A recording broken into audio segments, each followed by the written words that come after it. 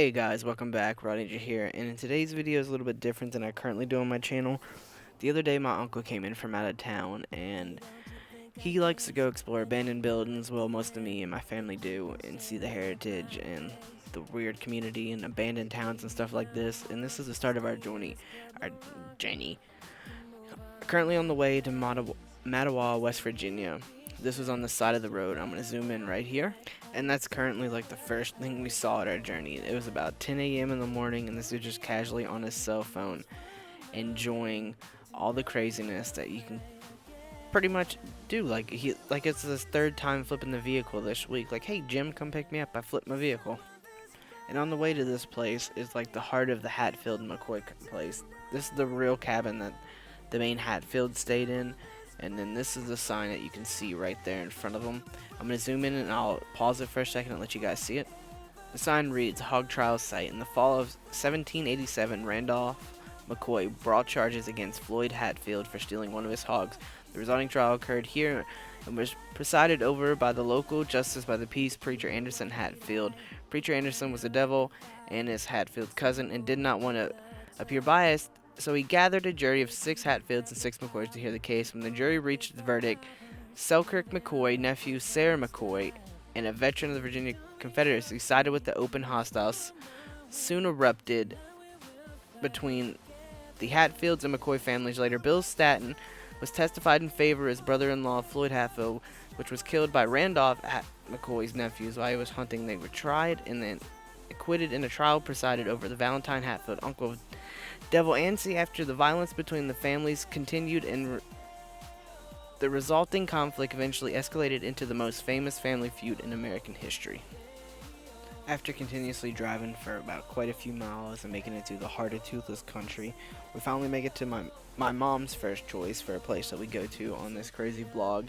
And on the top right screen is I'm going to have my walkthrough of some of the city, and then I'm going to have some still pictures with it because I think it's a little bit different, a little bit more pizzazz for the thing, and a lot of this background and noises and sound quality and stuff, so there's not a lot of videos of everything I've did, but I tried to get as much as I could because most of the places we had to drive to were all in one day, and we were so spaced out that it was so hard with light, and most of the light is actually stuff off my cell phone. So when we finally get to our destination, you drive through this wall that we're seeing right here on screen right now. You go through a hole through the wall, pretty much like this, but it was like a big train opening, like a big sliding like garage door. It's kind of like this, but this is just like further on down, and what I'm trying to do is show you like the designs on the wall and all this. Like, it is super beautiful. Like, it's very dedicated. All the areas around West Virginia and all this is dedicated like to the Hatfields and McCoys because there's such rich heritage in this area. It was like super awesome and super amazing. But the point of this wall was there's a lot of floods. In 1974, United States Army Corps of Engineer Planner described Mattawa as having the most severe flooding problem in America. Since 1949, Mattawa flooded 36 times. That is unbelievable and crazy. In 1953 alone, between February 15th and March 15th, 4 floods damaged the community over the years. The floods have varied, shout out to hearing my daughter in the background, Flocka, in degree from the minor backing up to make creek to the catastrophic floods of 1957, 1963, 1977, and 1984. Flooding has plagued the Tug Valley since the earliest history in 1863. The worst flood in 100 years devastated the region. The pioneer settlers of the Mattawa area avoided the ravages of the Tug by building on a high ground well away from the river. May 1984, the region's second largest flood of the century, again ravaged the town, having suffered 33 floods in 35 years. That was almost 1 flood per year, which is just insane. There was less than property and human spirit to the river to take. With each flood, more community members left town. The people were good citizens and good neighbors, each making a contribution to the town. Since the flood wall has been built, community members have begun to return to the area. And that's just like right across from this background image, which I already showed on screen once, is the Tug River. When we were going up the stairs, my uncle noticed something in the background across the street, so as we decided to leave the city and go to our next destination, we found this like whole section of street that was abandoned. And it looked like some very nice, beautiful houses and stuff, just like all together. It looks like maybe from the flood it came up and really damaged them. Could have potentially one of them looked like it was burned house fire. I mean, there's still stuff in there like kids' toys and stuff like this. It's just crazy. Erosion from all the gears and stuff.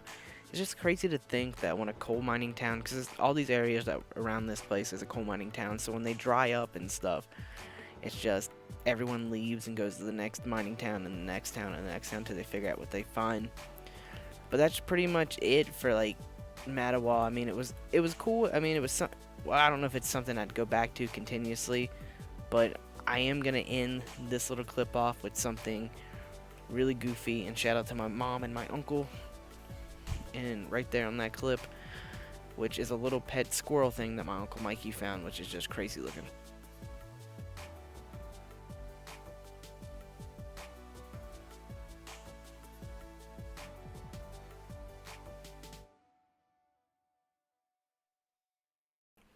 So the next stop on our journey, we're making it to, it's called Jenkins Mountain or Anawa. These are all the locations that we're currently going to. So we're on this abandoned ass road. It's windy, it's snake-like, there's nothing around, there's like houses that look terrible. And we get around this bend, as you can see right there is where the road is. There's this really nice looking house. It's like overgrown, but you can pull down the driveway. So we pull into the left of it, and my uncle's like, we could probably go in there, it looks abandoned. Well, the front door is wide open. So we pull over and we take a look, we're looking around, and then I start snapping some pics, and my uncle actually goes into the front door, and he's like, alright, it's safe, we can go in. Now when we get into this house, it's extremely beautiful. I don't know how old it is, it looks old. The living room was fantastic looking upstairs. There was a nice turd in one of the nasty rooms. Literally, someone took a shit in there, and it was so old. Literally had like white penicillin growing off the top of it. Like, look at that mantelpiece and fireplace. I would love to have a living room like that. Like, those doors are nice doors. It has drapes in it. Like, this was a beautiful home, and a family once lived there. And then they turned the garage into something like really, really weird. Like, in the background, as you see the still pictures of the house, you're seeing that's how overgrown it is. You could walk around to the front to where the porch is. But in the video, like, there's all kinds of crazy stuff in there, like, or not crazy stuff, but the house looks nice. The basement we get to, I didn't record any, and I snapped a few pics, but they didn't turn out very good from the flash on my phone. But my uncle got some, and I'll leave a link in the description to his Facebook if you want to see more of them. I apologize for that. But this house was just fantastic. It was really, really awesome. Currently speeding up the video a little bit so that way you can see it a little bit more, because I figured you don't want to hear me talk about it. I can explain a little bit more of what we did, some of the scenery around it and stuff like that, give you some still pictures, give it a little bit different than a standard everyday type of vlog, make it a little bit educational too. Sorry guys, I'm going to end it here and we'll pick it up at the next destination. The next stop on our crazy journey is we were getting closer and closer to Jenkins Mountain, and on the way to it, there was a random red light around this bend, and you get to like this one area where there's this overgrown bush around this huge building. It's this huge abandoned like 3-story building. Well, you pull in, it's got a parking lot, and around you pull around back, there's a parking spot. It's next to the road, so we pulled our car up further so no one would think we're just trying to break and enter and all this crazy stuff. Well, it turns out this is like a train conductor station, and the best way to explain this to you guys is all the people that would work on the train station and all that, this would be a place for them or like important VIP people to come stay at and lounge around, because it was like a hotel with like a kitchen and a dining room. The picture you're seeing on screen right now is the only way you could actually see, and the light you're seeing from this is the flash from my camera, so that's why I really didn't pay attention too much to like taking pictures and trying to record, because there was like no sunlight at all. When you get to the 3rd floor, it's a little bit more destroyed like you're seeing here on screen, but there's bats. It was like scary. You could hear them like rah, rah, rah, rah. But this right you're seeing in the video to the right is like their kitchen, where the jukebox area is. There was a huge pool table. I want to say it was about 8 foot big marble slab. It was phenomenal. I'm not giving names of most of these like 100% description of these areas, because I don't want no one to go back in and like destroy anything or nothing like that. That cookbook back there had recipes, like old grandma's recipes. Like, it was just sick. It was just like probably, in my opinion, one of the coolest places we found along the way. just for the sake, look at my uncle's tattoos, what a faggot. For the sake of where we were supposed to be going, I was a little bit disappointed in, but we did figure out one of the things my mom was like obsessed with the entire time. But alright, we'll pick it back up in a second. Just something quick and cool. Look at the size of this Walmart. I know it's nothing crazy, but around here, like, none of the Walmarts are where I'm from up north well, that's kind of not true. Most of the areas I lived in up north never had a Walmart like this. It's like a parking garage in the middle of bumfuck nowhere where, like, you ride a pig to the flea market and all that good stuff. Like, it's just insane. Like, I just don't understand why families need a Walmart this fucking big. Like, this is just ridiculous. Shout out to Walmart for the growth. Alright guys, after finally hours of driving and sitting in the car continuously and my ass hurting and my knees are sore, literally on the whole voyage to this area, I probably was in a car about 16 hours the entire day, not including, that includes walking around and making it to everywhere that we want to go. We finally reached Pocahontas, West Virginia. This is I've been here once before. I didn't film anything or make anything else out crazy. I just thought it was funny that after all this time, my mom finally figured out where we needed to go by the wrong GPS direction. Literally, the only reason we got here is because we came to Jenkins Mountain because it showed some abandoned buildings, which is the ones you're seeing in the background. And then you'll see one across the street. And there's some other little ones along the way that I'm going to show at the end of this because it's the big finish where I wanted to come to, or where we were supposed to go. We're going to go do a bunch more. I'm going to try to do one of these a month, or maybe one a week, depending on how many likes this video gets. Let's see if we can get it to 25 likes. If we can get to 25 likes, I'll continue doing this once a week and go to other crazy stuff with my wife and my bud Austin. But anyway, let's get back onto this. This is Pocahontas, West Virginia. This was an infamous mining town along the area, with everything in this area being an actual mining town itself. Well, when all the floods started happening in Mattawa and all these places, the coal mines started to dry up and all the people started to not be able to make a living for themselves, so they had to move. They had to forage for new berries, if you know what I'm saying. So the town started drying up and people started moving and people just left everything, which I don't understand why when your town dries up, you don't want to take everything with you so you don't have to start from scratch, because I know the feeling. A couple years ago, me and my wife and her family had a house fire, and it wasn't fun. Anyone that's had a house fire, anything that traumatic in your life, I feel for you, and I'm truly, truly sorry for that. But this was actually pretty cool. Like, you can go down to the left side and go down the basement to like this creepy little like dungeon looking area. The other side you go down, it was very awesome and very awesome and a unique experience, and I'm glad I did it, because if you can actually make it to Pocahontas, Virginia, it's an actual cool place. You can go through and do the mining tour. Last time I went, we actually went through the mines itself. It's probably about a half an hour to an hour tour with like a video at the end. It's really cool if you like that information. They had some abandoned buildings in the town. They're trying to destroy or sell the town. There's not really much left. There is people living there. Don't see how it's very habitable, and I don't see where they're working from. There's no like areas to fish from. It's a long drive to anything nearby. It's just crazy ridiculous. This point of view you're seeing on the background right here, this still image, is from the back side of this building where we walked down the stairs in here. I just thought it was a nice creepy shot of it. There was a lot of graffiti in the walls, people saying they banged this person, they were in love, she was a whore, he cheated on her with this guy. There was an elevator we couldn't get down in this building you're seeing right here, the still image. There was an elevator you could get down with a set of stairs, but the stairs had so much dirt and stuff on them, I almost fell down them to get down them, and I struggled to get down the first like 5 steps, and I didn't want to because there was probably about 20-30 steps to get all the way down, and then there's like no light, and that was just pretty much a struggle. What you're seeing in the video right now, which is going to be hard to see, and I apologize for any inconvenience on that.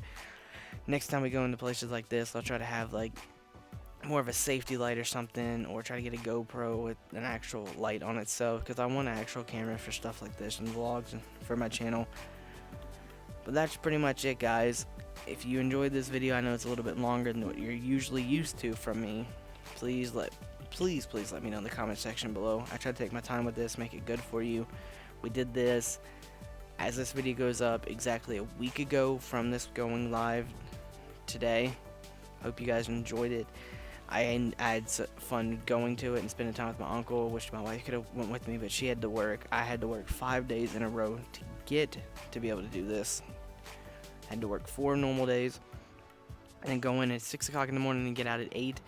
Then we were on the road from 8, pretty much 8:01 to almost 12 that midnight, and I had to go back to work the next day to work another 8.5 hour day, which is very, very fun and exciting.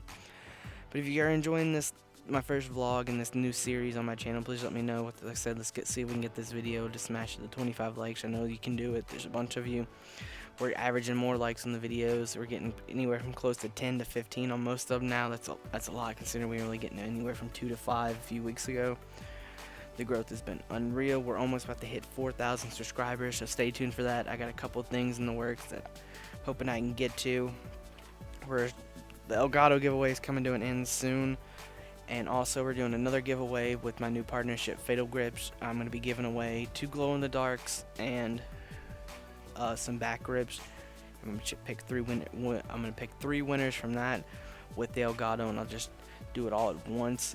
And the people that win send pictures with it and let me know that you actually received it, and I can do like a little vlog thing of showing getting them, using them, and sending them and package them up to you guys. So if you guys enjoyed this, please let me know. And until next time, I'm Raw Dog, and I'm going to let this video play out with some few bonus still images, and I will see you guys in the next video.